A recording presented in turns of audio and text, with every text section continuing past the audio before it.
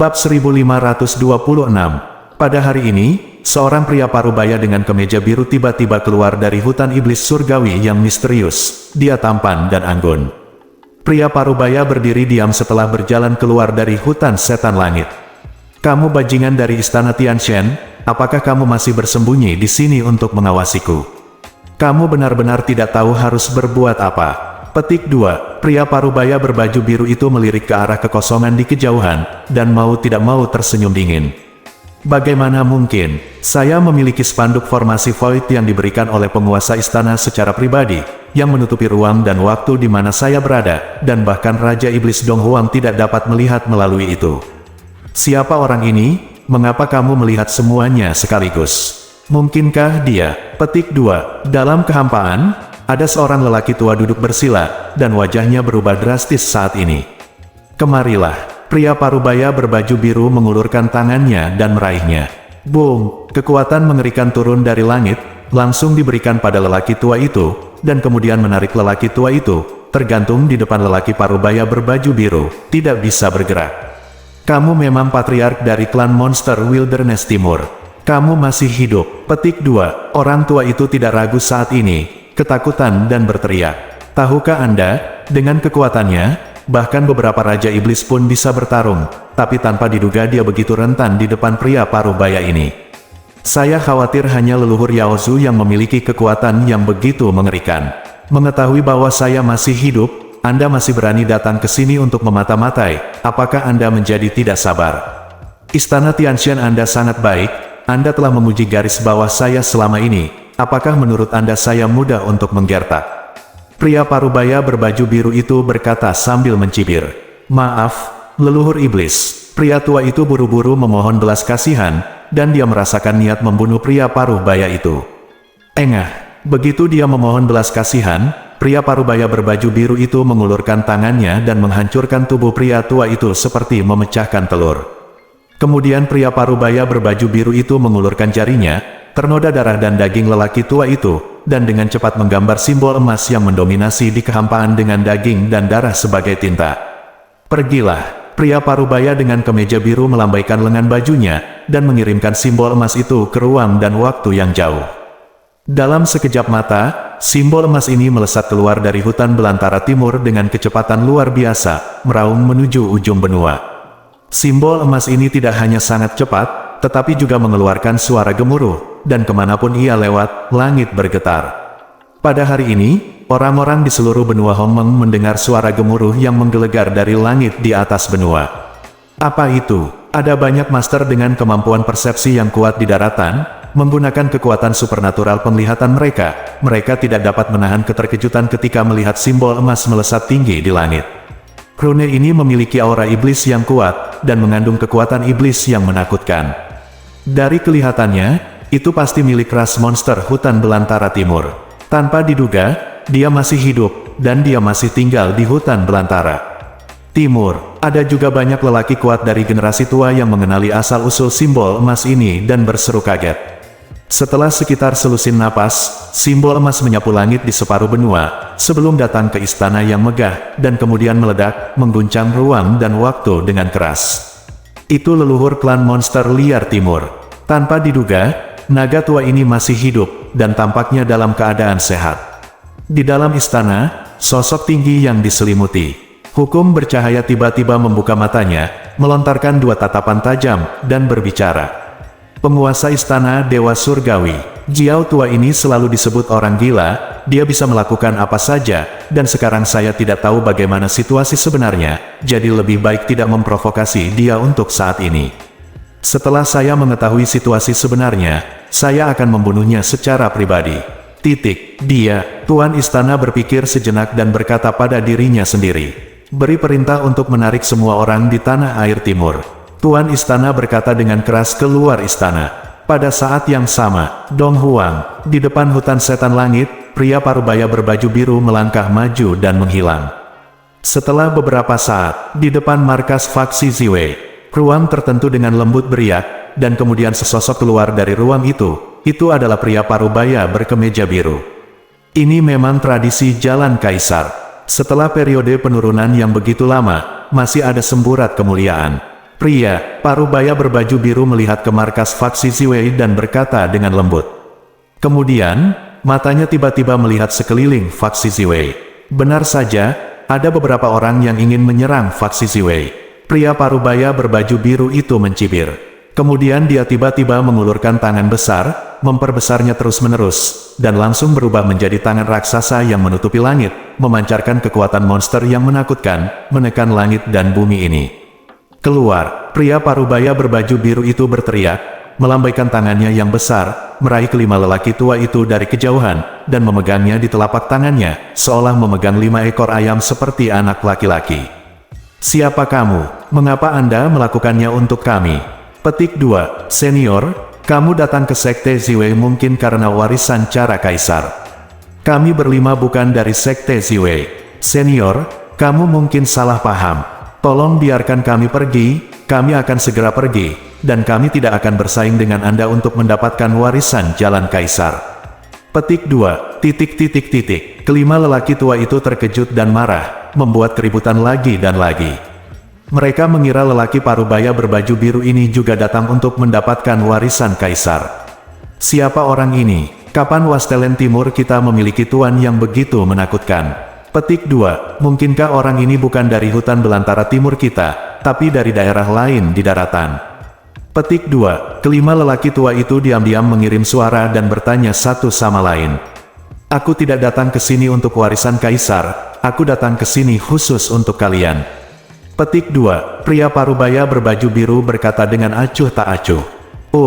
Setelah selesai berbicara, pria parubaya berbaju biru itu menjabat telapak tangannya, dan langsung menyetrum kelima lelaki tua itu hingga tewas.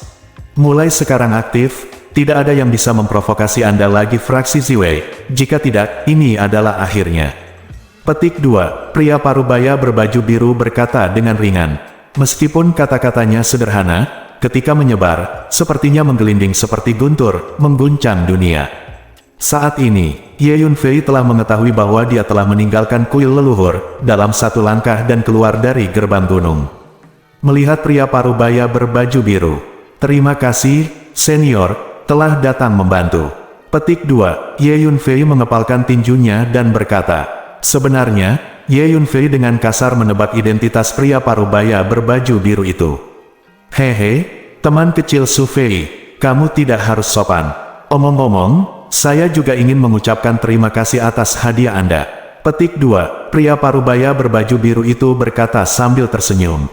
Teman kecil Su Fei tidak sederhana. Lebih baik bertemu orang. Tidak ada pemuda di perlombaan Monster Wilderness Timur kami yang dapat dibandingkan dengan Anda. Anda layak menjadi pahlawan. Petik 2. Pria parubaya berbaju biru kemeja memandang Ye Yunfei, sedikit terkejut. Sepertinya dia melihat Ye Yunfei luar biasa, dan berkata dengan lantang, senior, penghargaannya terlalu banyak, jawab Ye Yunfei. Senior, silakan masuk, sehingga faksi Ziwei kami dapat melakukan yang terbaik sebagai tuan tanah. Ye Yunfei memberi isyarat undangan. Tidak, aku masih punya sesuatu untuk diurus. Kembalilah ketika aku punya kesempatan. Selamat tinggal, teman kecil Su Fei, kata pria parubaya berbaju biru itu. Setelah dia selesai berbicara, dia berbalik dan pergi. Dengan satu langkah, sosoknya menghilang. Ayo cepat, pergi cepat. Siapa orang ini? Xuan Gui datang ke sisi Ye Yunfei dan bertanya, Patriark keras monster hutan belantara timur, kata Ye Yunfei perlahan. Itu dia, pantas saja. Barusan aku merasa auranya sedikit familiar. Xuan Gui menjadi pucat karena terkejut. Tepatnya, itu adalah tiruan dari leluhur klan monster liar timur. Ye Yunfei menambahkan. Bab 1527. Klon memiliki kekuatan seperti itu. Naga tua ini sangat kuat. Aku tidak bisa dibandingkan dengannya. Tidak peduli seberapa keras aku mencoba, aku tidak bisa mengejarnya. Seperti ini di zaman kuno, dan seperti ini sekarang. Suamui hanya bisa menghela nafas. Apakah kamu membandingkannya dengan dia di zaman kuno? Ye Yunfei bertanya dengan rasa ingin tahu. Ya, hanya saja saya membandingkan dengan dia. Dia tidak pernah repot-repot membandingkan dengan saya. Ada suatu masa ketika tujuan kultivasi saya adalah untuk mengungguli dia, tetapi belum terwujud sampai sekarang. Xuan Gui mengangguk dan berkata, berkultivasi dengan keras, pencapaian masa depanmu tidak akan lebih buruk dari dia. Ye Yunfei berpikir sejenak dan berkata, Nak, apa maksudmu? Suamui menoleh ke samping, menatap Ye Yunfei dan bertanya. Percayalah padaku. Ye Yunfei tersenyum. Su Fei, senior itu adalah. Pada saat ini, Kepala Liu bergegas keluar dari markas bersama pejabat tinggi lainnya, dan bertanya di depan Ye Yunfei. Tuan Liu, krisis faksi Ziwei kami telah diselesaikan. Saya percaya bahwa tidak ada yang berani datang ke faksi Ziwei kami untuk membuat masalah lagi selama periode waktu ini. Kata Ye Yunfei, melirik ke kejauhan, dan menemukan bahwa ada banyak hal yang tersembunyi dan tidak masuk akal. Nafas yang kuat pergi dengan tenang. Itu bagus. Setelah mendengarkan kata-kata Ye Yunfei, Kepala Liu dan manajemen senior tidak bisa menahan nafas lega. Mereka benar-benar yakin dengan kata-kata Ye Yunfei sekarang. Setelah Ye Yunfei datang ke Sekte Ziwei telah berubah terlalu banyak. Dari faksi kecil yang telah menurun kemana-mana, itu dengan cepat berkembang menjadi kekuatan kelas 2 dan 3 di Wastelen Timur dalam waktu singkat. Bahkan orang-orang dari kekuatan besar itu telah berulang kali gagal di faksi Ziwei, dan mereka tidak bisa mendapatkan keuntungan sedikit pun. Jadi Kepala Liu memerintahkan agar pasukan faksi Ziwei bisa masuk dan keluar dengan bebas. Tidak lama kemudian, sebuah berita mencengangkan menyebar di hutan belantara timur. Nenek moyang klan monster liar timur berjalan keluar dari hutan setan surgawi, membunuh seorang penguasa istana dewa surgawi dengan paksa, lalu pergi ke faksi Ziwei, dan membunuh beberapa barang antik tua yang mengepung faksi Ziwei. Saat berita itu menyebar, seluruh hutan belantara timur menjadi sensasi. Anda harus tahu bahwa leluhur klan monster hutan belantara timur adalah generasi master yang mengejutkan seluruh benua Hongmeng saat itu, dan dia juga sosok hebat yang tumbuh di era yang sama dengan master istana-istana Tianshan. Dikatakan bahwa pada zaman kuno, patriark dari klan iblis ini pernah menjadi pemimpin generasi muda di benua Hongmeng dengan pemilik istana Tianshan. Mereka dulu bersaing di panggung yang sama, dan pertarungannya sangat sengit. Hanya saja kemudian, leluhur klan monster hutan belantara timur tiba-tiba terdiam, dan dia sudah lama tidak menunjukkan wajahnya, yang menimbulkan banyak spekulasi. Tanpa diduga, dia tiba-tiba muncul sekarang, dan membuat gerakan yang kuat untuk memberi Ziwei Pai awal. Tampaknya klan monster hutan belantara timur benar-benar menganggap faksi Ziwei sebagai aliansi. Mungkinkah faksi Ziwei, warisan kaisar yang tidak menurun, benar-benar akan bangkit kembali? Klan monster Desolate, perusahaan perdagangan Sifang, dan Kuil Daleyin juga sekutu Sekte Ziwei. Oleh karena itu, lebih baik Sekte Ziwei tidak memprovokasi mereka. Banyak orang menghela nafas. Oleh karena itu, di waktu berikutnya, orang-orang dari faksi Ziwei berjalan di Wastelen Timur, dan seperti yang diduga, tidak banyak orang yang berani memprovokasi mereka. Hanya anggota kekuatan besar yang bermusuhan dengan faksi Ziwei yang masih bentrok dengan faksi Ziwei dari waktu ke waktu. Tapi dia tidak berani membunuh orang-orang dari Sekte Ziwei secara terang-terangan. Lagi pula, bahkan nenek moyang Yaozu secara pribadi maju untuk membantu faksi Ziwei. Dampak dari masalah ini terlalu besar. Tanpa diduga, naga tua itu masih hidup, dan tampaknya dalam kondisi baik. Sampaikan perintah, orang-orang dari klan Zhao kami, jangan memprovokasi faksi Ziwei dan anak laki-laki itu bernama Su Fei untuk saat ini. Tanah leluhur klan Zhao di tengah, sebuah suara keluar. Ya, patriark keluarga Zhao saat ini berdiri di depan tanah leluhur dan menjawab dengan hormat. Hanya saja Su Fei menyebabkan kerugian besar bagi keluarga Zhao kita, dan membuat keluarga Zhao kehilangan muka. Jika kita membiarkannya pergi seperti ini, itu akan sedikit dirugikan. Patriark Zhao ragu sejenak, lalu berkata, lakukan saja apa yang saya katakan. Naga tua itu tidak mudah untuk diprovokasi. Dia adalah orang gila yang terkenal saat itu. Jika dia diprovokasi, dia dapat melakukan apa saja. Apakah Anda tidak melihat bahwa bahkan istana Tianshan benar? Dia memiliki beberapa ketakutan. Tidakkah menurutmu kekuatan keluarga Zhao kita dapat dibandingkan dengan istana Tianshan? Dari tanah leluhur keluarga Zhao, suara itu keluar lagi. Saya mengerti. Patriark Zhao tidak punya pilihan selain menjawab dengan membungkuk. Di kedalaman markas Changyan Secret Cult, di sebuah istana terpencil, ada beberapa sosok dengan aura sedalam laut duduk bersila. Kali ini, sekte saya kehilangan seorang penatua. Tampaknya naga tua itu sama sekali tidak menganggap serius gereja suci Changyan kami, dan langsung membunuh kami. Kata salah satu tokoh itu. Bahkan Tuan Istana Tianshan terbunuh dengan tangan terangkat. Apakah menurut Anda dia akan menempatkan istana Tianshan kita di matanya? Kata sosok lain, bagaimana cara mengatasi masalah ini? Tanya sosok ketiga, jangan berurusan dengan itu. Amati untuk jangka waktu tertentu sebelum berbicara. Sekarang tidak ada yang tahu keadaan naga tua yang sebenarnya, jadi tidak pantas untuk bertindak gegabah. Kata sosok keempat, baiklah, mari kita amati sebentar sebelum kita berbicara. Di istana, suasana hening sejenak, lalu sesosok berkata dengan lembut. Tidak hanya klan Zhao dan sekte suci Changyan, adegan yang sama juga terjadi di kekuatan besar lainnya. Sejumlah besar barang antik tua yang hendak bergerak dan ingin pergi ke faksi Ziwei untuk merebut warisan jalan kaisar, semuanya terdiam dan memilih sikap menunggu dan melihat. Fraksi Ziwei, di dalam kuil leluhur.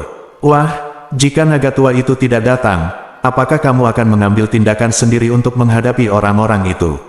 Suamui bertanya pada Ye Yunfei. Aku tidak bergerak sendiri, tapi aku bergerak dengan bantuan faksi Ziwei kami. Dengan kekuatanku saat ini, aku masih tidak bisa berurusan dengan orang tua itu. Ye Yunfei menggelengkan kepalanya dan berkata, kamu sangat aneh. Kamu jauh lebih akrab dengan faksi Ziwei daripada aku.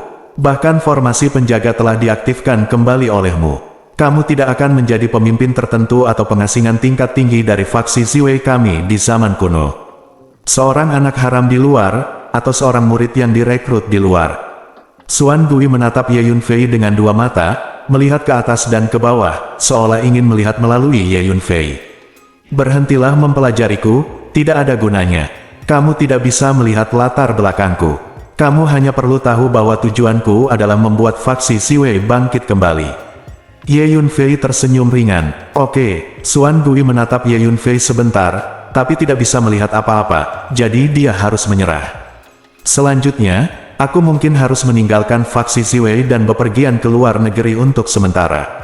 Waktu, keamanan faksi Ziwei ada di tanganmu, kata Ye Yunfei. Aku akan mencoba yang terbaik. Suamui datang ke gerbang kuil leluhur, merangkak dan berjongkok di luar gerbang, dengan malas berjemur di bawah sinar matahari, dan menjawab. Selanjutnya, Ye Yunfei meminta kepala Liu untuk mengirim orang keluar untuk membeli sejumlah besar bahan formasi, dan secara pribadi mengambil tindakan, dan sekali lagi mengatur sejumlah besar formasi dan area berbahaya di dalam dan di luar markas, dan menjaga seluruh markas dengan ketat. Saatnya jalan-jalan keluar. Beberapa teman yang saya buat di Donghuang di kehidupan saya sebelumnya, beberapa kontak yang saya kumpulkan, dan beberapa departemen lama yang saya rekrut. Saatnya mengunjungi mereka satu persatu. Masih ada beberapa tempat terlarang, saya perlu mencari waktu untuk pergi. Ayo jelajahi dan kumpulkan beberapa peluang yang kita temui di kehidupan sebelumnya.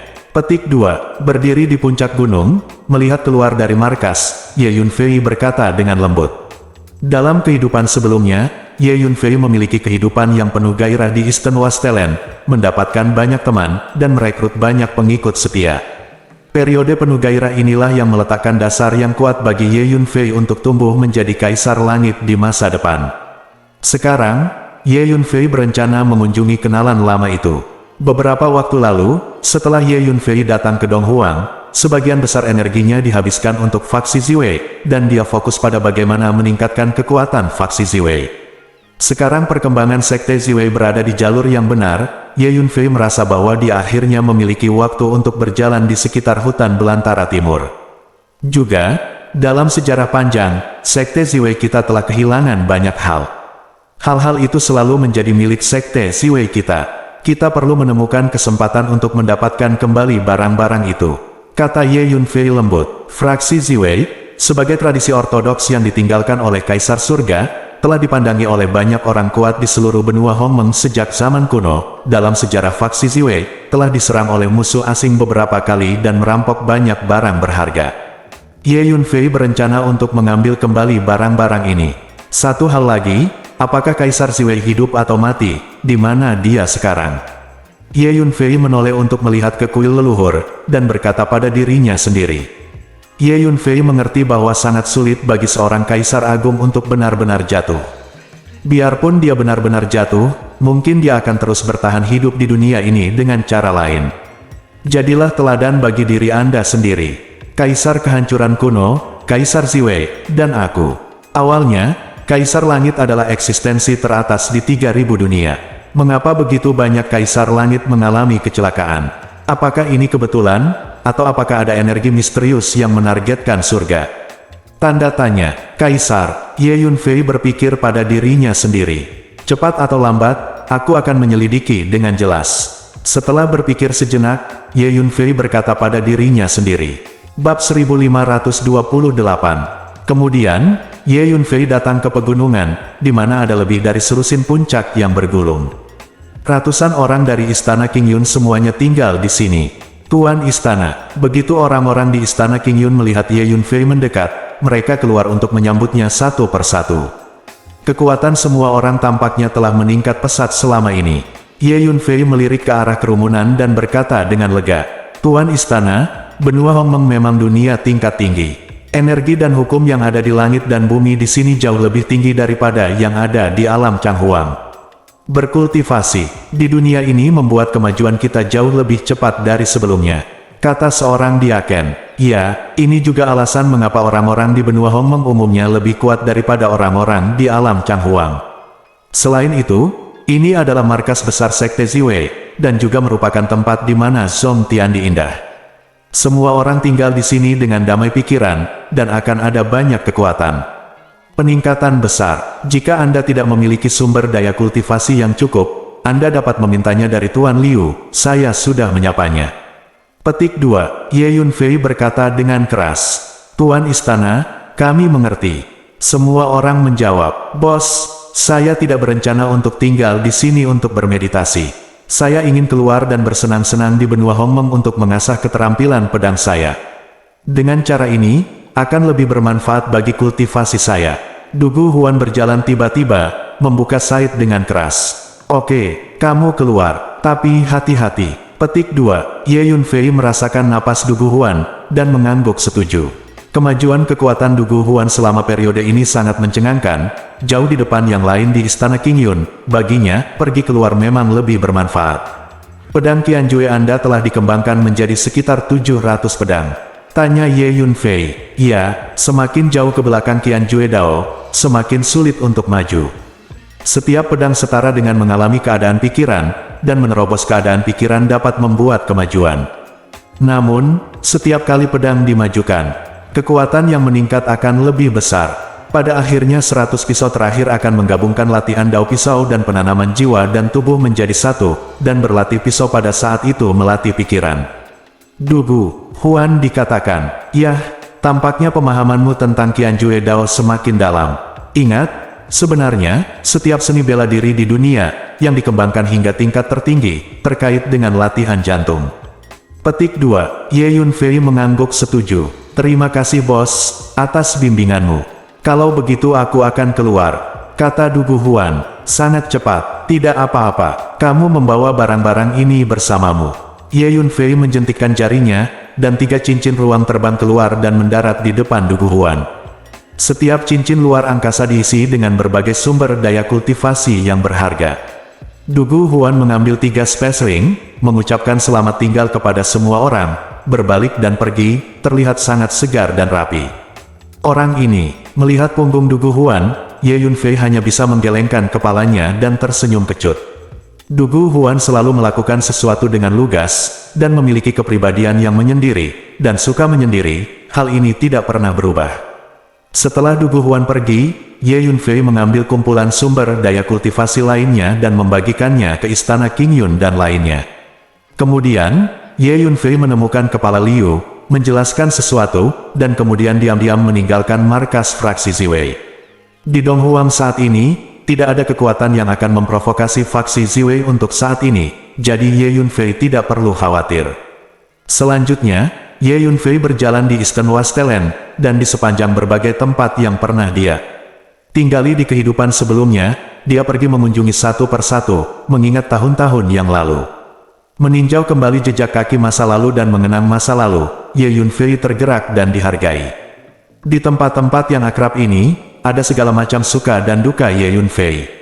Terlebih lagi, Ketika Ye Yunfei berkeliaran di hutan belantara timur di kehidupan sebelumnya, dia hanyalah seorang pemuda dengan bakat yang baik dan hasrat untuk berkeliaran, dan mentalitasnya benar-benar berbeda dari kehidupan ini. Dalam kehidupan ini, Ye Yunfei membawa kenangan generasi kaisar untuk berlatih lagi. Kerajaan Suci Bulan Langit. Pada hari ini, Ye Yunfei datang ke langit di atas sebuah negara, dan mau tidak mau memikirkan seorang kenalan. Pergi dan lihatlah. Kapal terbang berwarna hijau itu menuju ke sebuah kota besar di Holy Kingdom. Setelah sebagian besar hari, sebuah kota besar muncul di tanah di depan, seperti monster yang berjongkok di tanah. Dua karakter besar Guzu terukir di gerbang kota, yang luar biasa. Murongpei. Sebelum datang ke kota ini, gambaran cantik seorang wanita segera muncul di benak Ye Yunfei. Humiao, Dabing, ayo masuk dan lihat bersama, kata Ye Yunfei. Baik, setan es dan Humiao muncul di samping Ye Yunfei pada saat yang sama, penuh minat. Keduanya sudah lama bosan tinggal di menara hantu sepanjang hari. Ice Demon merapal teknik rahasia, berubah menjadi pemuda normal yang gemuk, dan mengikuti Ye Yunfei. Ye Yunfei membawa Humiao ke kota, berjalan di jalanan yang ramai. Kota ini sangat ramai, dengan orang-orang datang dan pergi, dan kebanyakan dari mereka adalah pejuang yang ganas. Tampaknya susunan teleportasi ruang angkasa jarak jauh masih berada di tangan keluarga Murong. Kota ini seperti stasiun transfer. Pada dasarnya, setengah dari prajurit yang datang ke sini perlu menggunakan susunan teleportasi ruang angkasa. Petik 2. Ye Yunfei melihat di istana besar di sisi barat kota, dan berpikir sendiri. Di Donghuang, ada lusinan susunan transmisi ruang angkasa jarak jauh, tetapi kebanyakan dari mereka berada di tangan beberapa kekuatan besar. Hanya sebagian kecil yang berada di tangan beberapa kekuatan kelas 2 dan 3. Misalnya, di kota kuno yang terkenal ini, terdapat susunan teleportasi ruang angkasa jarak jauh, yang dikendalikan oleh dua keluarga besar di Tianyueseng secara bergantian. Susunan transmisi ruang jarak jauh ini dapat menghasilkan banyak uang setiap hari. Karena sejumlah besar prajurit datang untuk menggunakan susunan teleportasi ini setiap hari dan membayar banyak uang. Di kehidupan sebelumnya, Ye Yunfei bertemu Murongpei di kota ini, kemudian Ye Yunfei dan wanita ini bekerja sama selama beberapa waktu, dan itu dianggap sebagai persahabatan yang baik. Saya tidak tahu apakah Murongpei ada di sini. Mungkin dia pergi berlatih. Petik 2. Ye Yunfei melirik ke sisi timur kota, di mana ada sebuah kota di dalam kota, yang dijaga sangat ketat, di mana markas besar keluarga Murong berada. Saat ini, boom, di langit yang jauh, ada pesawat ruang angkasa besar yang meluncur masuk, melepaskan paksaan energi yang sangat besar.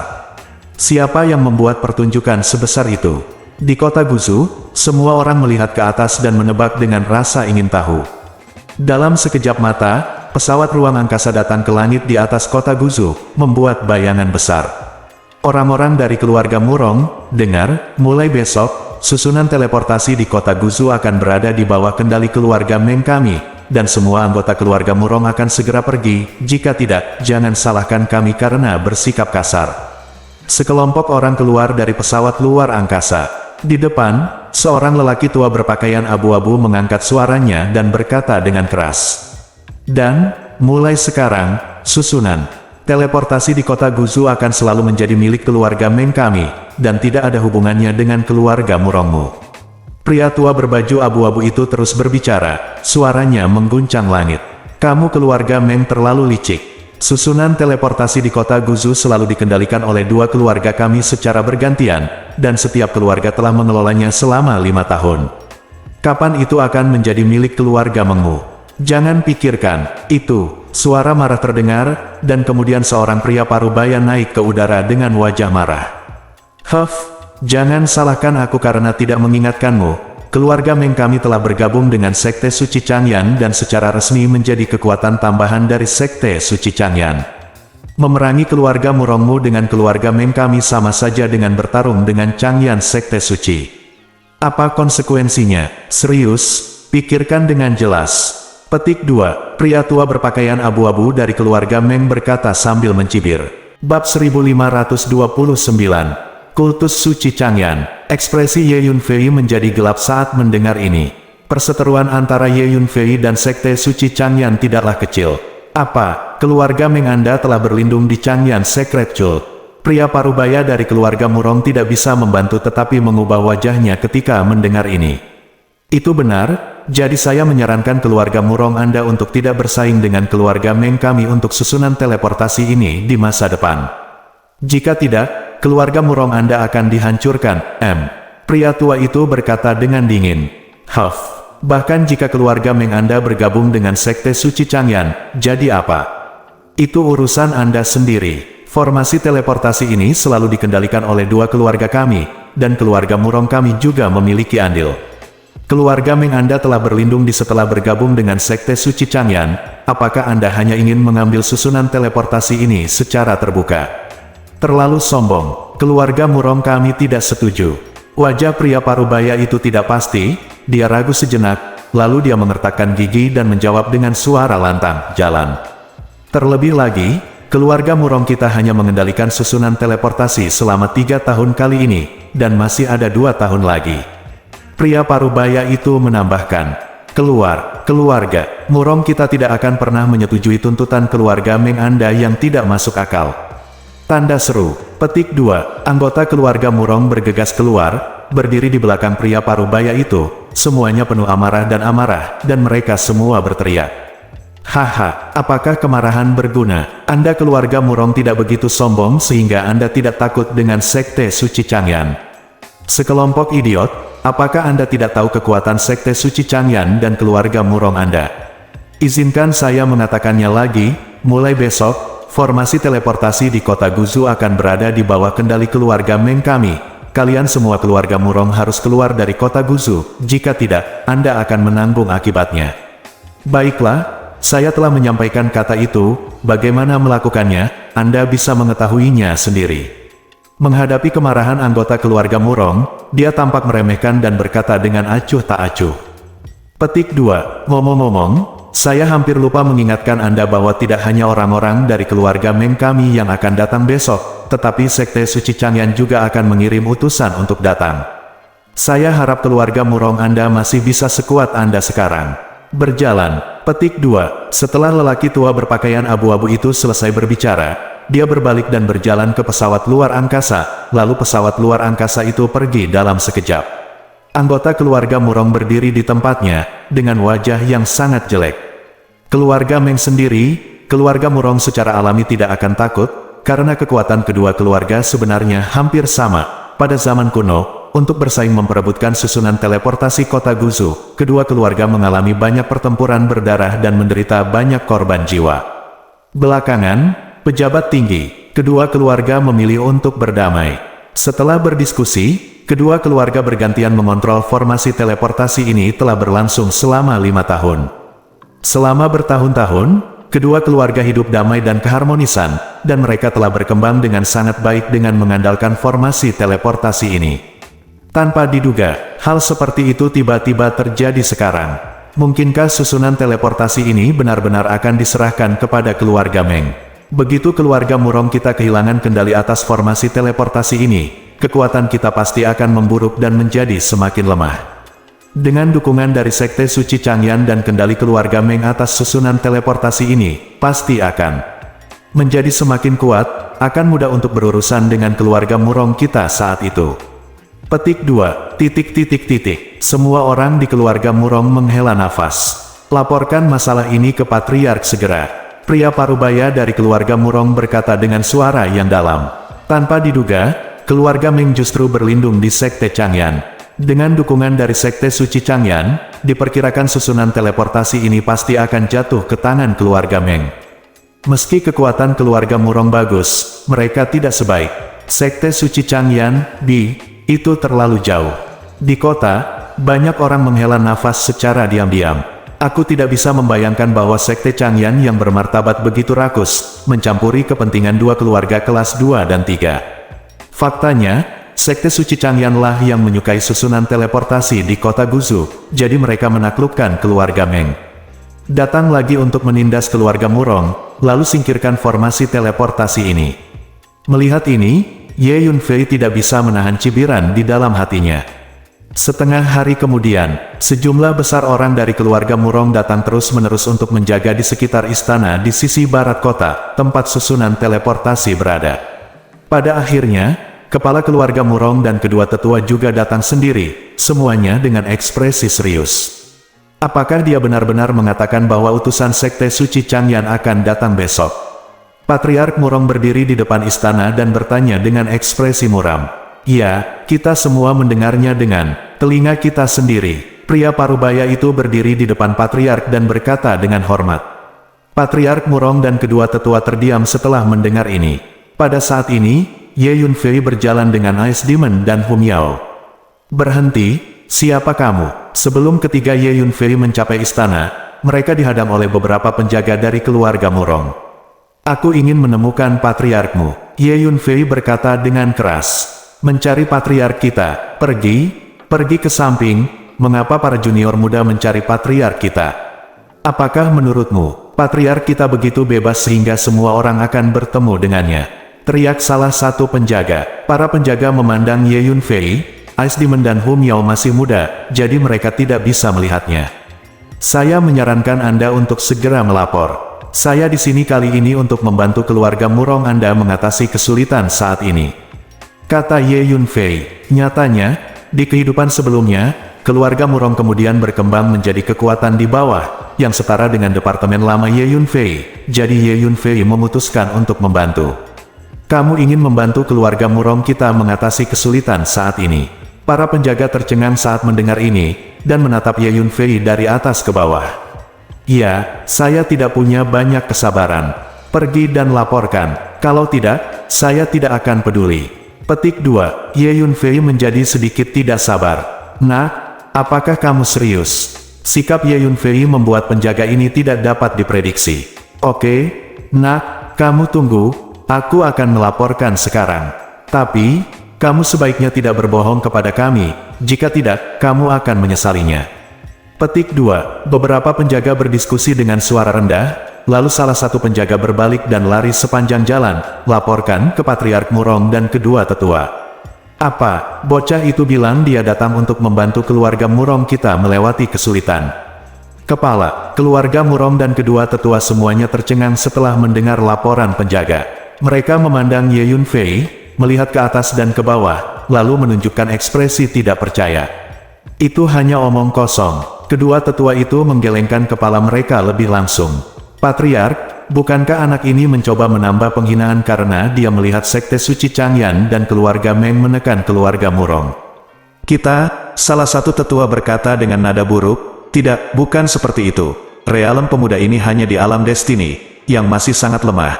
Dia tidak akan berani bercanda tentang hidupnya sendiri seperti ini.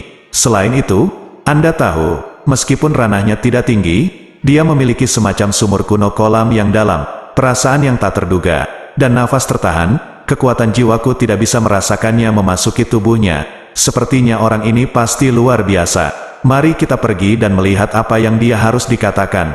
Patriark Murong menatap Ye Yunfei. Dia melihat ke atas dan ke bawah sejenak, lalu berkata.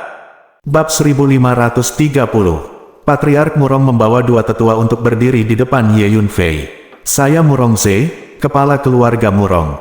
Bolehkah saya menanyakan nama tuan muda Gao ini?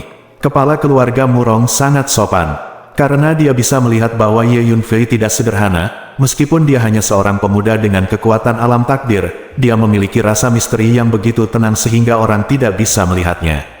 Sama-sama, nama belakangku Su, jawab Ye Yunfei. Ternyata Tuan Su. Tuan Su baru saja mengatakan bahwa dia akan membantu keluarga Murong kita mengatasi kesulitan. Apakah Tuan Su bersungguh-sungguh? Patriark Murong bertanya dengan hati-hati. Kedua tetua keluarga Murong berdiri di belakang kepala keluarga, menatap Ye Yunfei dengan curiga. Ya, saya memiliki takdir pertemuan dengan keluarga Murong Anda, karena masalah ini telah terjadi, saya hanya bisa mengurusnya.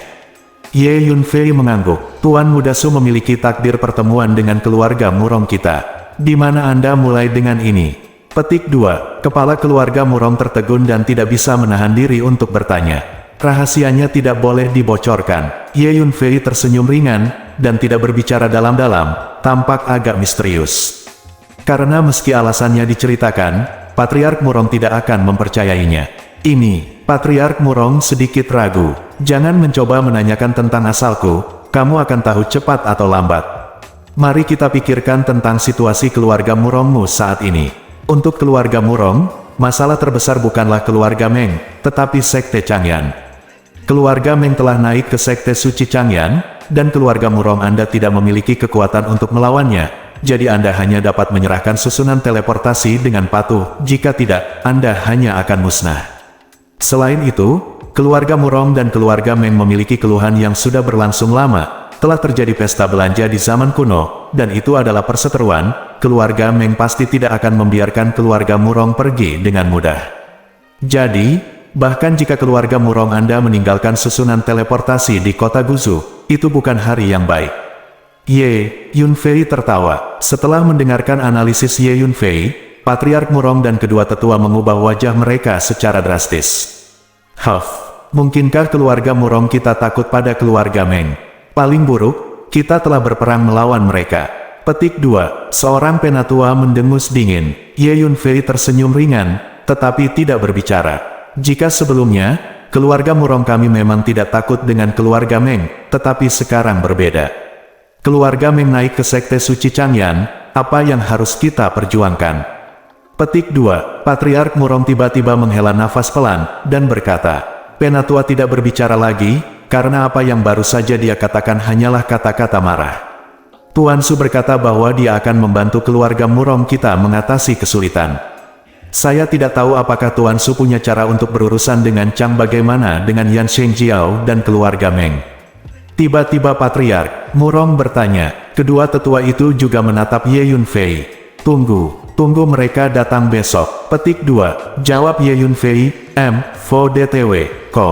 Menunggu mereka datang. Patriark Murong dan kedua tetua terkejut. Ngomong-ngomong, aku ingin mengunjungi tanah leluhur keluarga Murongmu. Petik 2. Ye Yunfei berpikir sejenak dan berkata, di tanah leluhur keluarga Murong, ada kitab suci misterius yang berhubungan dengan jalan pedang yang ditinggalkan oleh leluhur. Ye Yunfei pernah memahaminya, berikan sebagian kecil dari arti kitab suci. Belakangan, dia menjadi kaisar surga dan telah melihat semua jenis ilmu pedang yang luar biasa di dunia, jadi dia tidak kembali ke tanah leluhur keluarga Murong untuk mempelajari kitab suci tentang ilmu pedang. Sekarang dia telah datang ke sini. Ye Yunfei bermaksud untuk melihatnya dengan baik. Dengan visi dan pengetahuannya saat ini, dia pasti akan dapat memahami kitab suci di tanah leluhur keluarga Murong. Apa, Tuan Su? Apa maksudmu? Mengapa kamu akan mengunjungi tanah leluhur keluarga Murong kami? Petik 2. Kepala keluarga Murong terkejut ketika mendengar apa yang dikatakan Ye Yunfei. Junior tidak sopan. Tanah leluhur keluarga Murong saya adalah tempat peristirahatan leluhur kami. Bagaimana kami bisa membiarkan Anda, orang luar, mengganggu kedamaian leluhur kami? Tegur seorang tetua. Patriark, anak ini mungkin memiliki niat lain selain niat baik. Penatua lainnya juga berkata, apa yang kalian berdua orang tua katakan? Bosku ada di sini untuk membantumu, namun kamu berani meragukannya. Apakah kamu mencari pertengkaran? Petik 2. Iblis es berdiri di samping Ye Yunfei, dan tidak bisa menahan amarah ketika dia melihat adegan ini satu langkah maju, melepaskan energi es dan salju yang mengepul, menekan ke depan. Dingin sekali. Patriark Murong dan kedua tetua segera merasakan suhu di sekitar mereka turun drastis, dan es dan salju yang mengepul menghantam wajah mereka. Mereka sangat dingin sehingga seluruh tubuh mereka menggigil, dan mundur beberapa langkah. Patriark Murong dan kedua tetua ini baru berada di tahap akhir alam surgawi. Dan setelah garis keturunan Ice Demon ditingkatkan terakhir kali, dia sudah bisa bertarung melawan master sempurna dari alam surga. Sungguh kekuatan yang menakutkan. Patriark Murong dan kedua tetua mulai melihat Ice Demon dengan ketakutan. Tuan Su, siapa ini? Patriark Murong bertanya dengan hati-hati. Aku adalah adik laki-laki bos. Kalian bertiga, tunjukkan rasa hormat di depan bosku, atau aku akan memotongmu berkeping-keping. Kata Ice Demon dengan kejam. Gemuruh. Saat berbicara, Iblis Es mengeluarkan hawa dingin yang menakutkan lagi, membuat Patriark Murong dan kedua tetua itu langsung merasa dingin, seolah-olah mereka telah jatuh ke neraka yang menusuk tulang. Mudah untuk berbicara, Patriark Murong berkata dengan tergesa-gesa. Dua tetua, harap lebih sopan. Latar belakang ketiga anak muda di depan Anda tidak sederhana. Terutama Tuan Su ini, ada seorang adik laki-laki dengan kekuatan yang menakutkan, yang bukan sesuatu yang dapat diprovokasi oleh keluarga Murong kami. Selain itu, mungkin pemuda ini itu benar-benar dapat membantu keluarga Murong kami untuk mengatasi kesulitan saat ini.